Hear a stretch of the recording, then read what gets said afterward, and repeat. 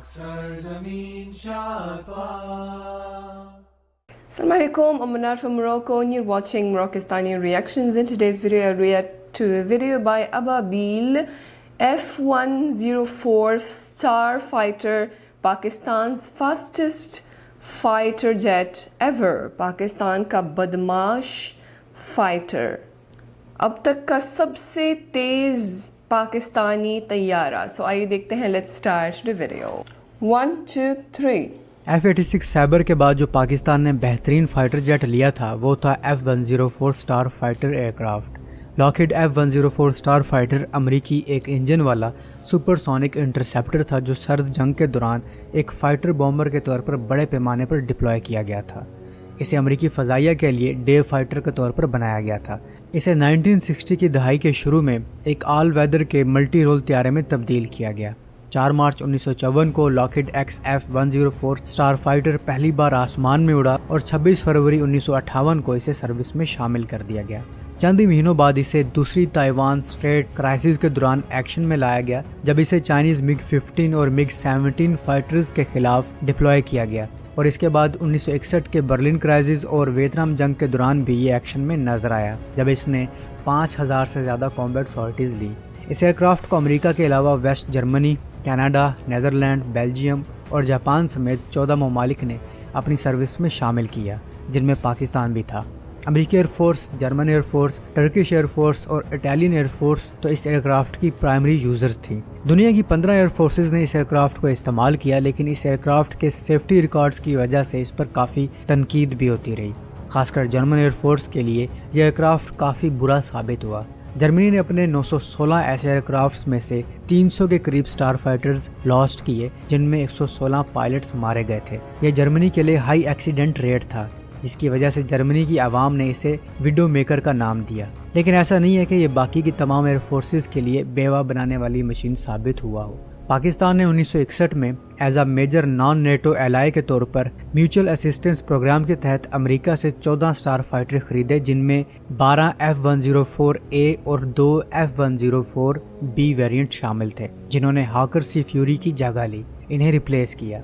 पाकिस्तान ने जो star fighters लिए थे इनमें C2 अपवर्ड इजेक्शन सीट थी यानी कि ऊपर की तरफ ये सीट इजेक्ट होती थी जबकि शुरू के स्टार फाइटर्स में यही सीट नीचे की तरफ खुलती थी जिसमें पायलट की सेफ्टी नहीं थी और लो लेवल पर इजेक्शन तो बिल्कुल भी खतरे से खाली नहीं थी. इसके अलावा इसमें फायर कंट्रोल सिस्टम शामिल था. स्टार फाइटर के पहले के इंजन से ज्यादा पावरफुल इंजन जो कि जनरल इलेक्ट्रिक J7911A और पाक एयरफोर्स की रिक्वेस्ट पर M61 वॉल्कन कैनन रिफिटेड इसमें की गई.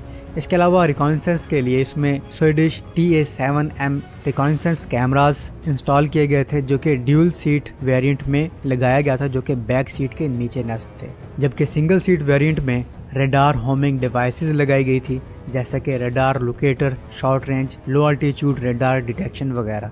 और पाकिस्तान की सिर्फ नंबर 9 स्क्वाड्रन के पास ये फाइटर जेट्स थे. पाकिस्तान ने 1965 और 1971 की जंग में इस फाइटर जेट को इस्तेमाल किया. अप्रैल 1965 में रन ऑफ कच्छ के क्राइसिस में इसे इस्तेमाल किया गया. 1965 की बाकायदा जंग शुरू होने से पहले पाकिस्तान और इंडिया की अप्रैल में एक ज़बरदस्त लड़ाई भी हुई थी जिसे बैटल एट बियरबैथ कहते हैं जिसमें पाकिस्तानी फोर्सेज ने इंडिया की फोर्टिफाइड पोजीशंस पर कब्जा कर लिया था. इसी झड़प में पाकिस्तान के 2 स्टार फाइटर भी इस्तेमाल हुए थे. इस लड़ाई के 2 मंथ बाद पाकिस्तान एयरफोर्स के स्टार फाइटर्स ने एक इंडियन डेजर्ट ओरेगन तैयारे को फोर्स लैंडिंग करने पर मजबूर किया था जो कि पाकिस्तानी फ़ज़ाई हदूद में घुस चुका था. और जब 1965 की जंग शुरू हुई तो इस एयरक्राफ्ट ने कई रोल पर काम किया जिसमें air defence, high altitude interceptions, night fighting roles और रिकॉनेसेंस वगैरह. जंग के ओपनिंग राउंड्स में ये फाइटर जेट्स इंडिया की अमृतसर बेसिस पर जाते थे. वहाँ अपनी एयर डोमिनेंस दिखाने के लिए सोनिक बूम्स क्रिएट करके आते थे.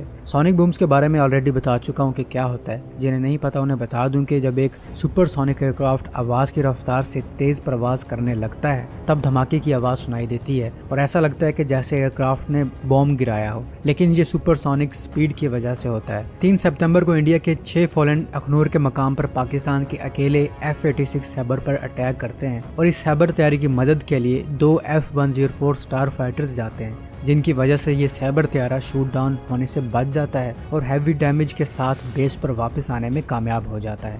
اس فضائی جھڑپ میں انڈیا کے باقی کے 5 طیارے واپس جانے میں کامیاب ہو جاتے ہیں، جبکہ ایک انڈین فائٹر بومبر پینک ہونے کی وجہ سے پاکستان میں ہی پسرور ایئر اسٹرپ پر لینڈ کرتا ہے، جسے اسکواڈرن لیڈر برجپال سنگھ اڑا رہے تھے۔ پاکستان کے F-104 اسٹار فائٹر نے اپنی پہلی ایئر ٹو ایئر وکٹری 6 سپتمبر 1965 کی صبح حاصل کی، جب 4 انڈین مسٹیئر طیاروں نے گجراوالا کے گھکڑ منڈی اسٹیشن پر ایک پیسنجر ٹرین پر اٹیک کیا تھا اور انہیں انٹرسپٹ کرنے کے لیے پاکستان کے 2 F-104 اسٹار فائٹر آگے بڑھتے ہیں، جنہیں فلائٹ لیفٹیننٹ آفتاب عالم اور فلائٹ لیفٹیننٹ امجد حسین آپریٹ کر رہے تھے۔ فلائٹ لیفٹیننٹ امجد ریڈیو فیلئر کی وجہ سے اس مشن کو جاری نہیں رکھ سکے اور پیچھے ہٹ گئے، جبکہ فلائٹ لیفٹیننٹ آفتاب آگے بڑھتے ہیں اور ایک انڈین طیارہ شوٹ ڈاؤن کرتے ہیں، جو کہ AIM-9B میزائل سے کیا جاتا ہے، اور دوسرے طیارے کو یہ اپنی 20 mm کی وولکن گن سے کافی نقصان پہنچاتے ہیں۔ پاکستان ایئر فورس کے مطابق یہ کسی بھی ماک 2 سپیڈ رکھنے والے طیارے کا پہلا کامبیٹ کل تھا۔ پھر جب 7 سپتمبر کو انڈیا کی 6 مسٹیریئر طیاروں نے سرگودا ایئر بیس پر اٹیک کیا،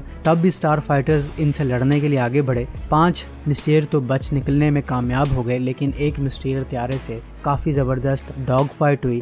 یہ ڈاگ فائٹ فلائٹ لیفٹیننٹ امجد حسین خان اور اسکواڈرن لیڈر دیویو کے درمیان ہوئی۔ اس ڈاگ فائٹ میں دونوں پائلٹس نے اپنے طیاروں کا کنٹرول کھو دیا۔ فلائٹ لیفٹیننٹ امجد کوٹ نکا کے قریب سیفلی ایجیکٹ ہونے میں کامیاب ہو گئے، لیکن انڈین پائلٹ اپنی مسٹیئر طیارے کے ساتھ ہی مارے گئے۔ 1965 اور 71 کی جنگ میں ان طیاروں نے پاکستان کی کافی مدد کی، اور اس دورانیے میں انہوں نے کئی قسم کے طیاروں سے فائٹ کی، جن میں سو-7، MiG-21، کینبرا بومبر، HF-24 وغیرہ شامل ہیں، اور انہیں شوٹ ڈاؤن بھی کیا۔ اسٹار فائٹر کو کئی ناموں سے پکارا جاتا ہے۔ امریکن پائلٹس اسے اس کی امپریسو سپیڈ اور ایکسلریشن کی وجہ سے زیپر یا زپ کہہ کے پکارتے ہیں۔ جاپانی ایئر فورس نے اس کا نک نیم کانجی رکھا تھا، جس کا مطلب ہے گلوری۔ جرمن پائلٹس نے اسے فلائنگ کوفن اور وڈو میکر کا نام دیا۔ 1965 کی وار میں اس کی پرفارمنس کی وجہ سے انڈین ایئر فورس نے اس طیارے کو بدماش کا لقب دیا۔ پاکستان نے اس فائٹر کو بہت جلد ریٹائر کر دیا، جو کہ 1972 میں کیا گیا۔ اس کی وجہ یہ تھی کہ امریکہ نے پاکستان کو جنگ کے بعد اس ایئر کرافٹ کے پارٹس دینے سے منع کر دیا تھا اور پاکستان پر سینکشنز لگا دی تھی، جس کی وجہ سے پاکستان اسے آپریشنل نہیں رکھ سکا اور اسے ریٹائرڈ کر دیا گیا۔ اسٹار فائٹر کے کچھ انٹرسٹنگ فیکٹس یہ ہیں کہ یہ دنیا کا پہلا پروڈکشن ایئر کرافٹ تھا جو کہ ماک 2 کی سپیڈ اچیو کر سکتا تھا، اور سب سے پہلا جیٹ تھا جو اپنی ماک 2 کی سپیڈ سسٹین بھی رکھ سکتا تھا۔ یہ فائٹر بیسیکلی امریکہ کے جاسوس طیارے U-2 ڈریگن لیڈی کے ڈیزائن پر بیس تھا۔ یہ دنیا کا پہلا ایئر کرافٹ تھا جس نے 1,00,000 فٹ کا الٹیچیوڈ اچیو کیا تھا۔ اس نے ایئر سپیڈ میں، الٹیچیوڈ میں اور ٹائم ٹو کلائم میں ورلڈ ریکارڈ سیٹ کیے تھے، اور پہلا ایئر کرافٹ تھا جس میں ان تینوں میں ایک ساتھ ریکارڈ بنائے۔ اس کے علاوہ 2500 سے زیادہ ایسے ایئر کرافٹ بنائے گئے، اور ویتنام وار میں یہ ایکشن میں نظر تو آیا، پر اس جنگ میں یہ ایک بھی کل نہیں کر سکا، اور اس کا F-104C ویریئنٹ نیوکلیر بام بھی کیری کرنے کی صلاحیت رکھتا ہے۔ تو اب تک کے لیے اتنا ہی، امید ہے آپ کو یہ ویڈیو پسند آئی ہوگی۔ آپ بتائیں کہ اس کے بعد پاک ایئر فورس نے کون سا ایئر کرافٹ اپنے بیڑے میں شامل کیا۔ سبسکرائب فار مور، ملتا ہوں نیکسٹ ویڈیو میں۔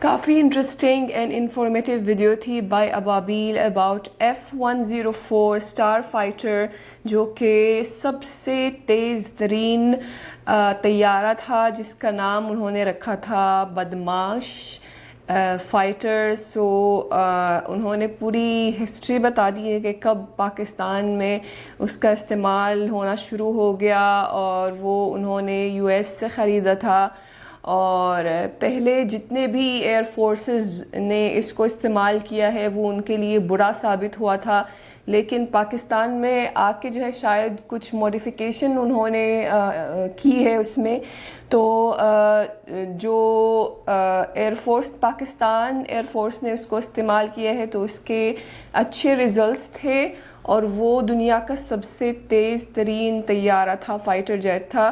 تو ایک وقت آیا جب امریکہ نے اس پر جو ہے پابندی لگائی تھی اور انہوں نے پارٹس دینا منع کیا تو وہ آپریشنل نہیں رہا اور وہ ریٹائر ہو چکا ہے.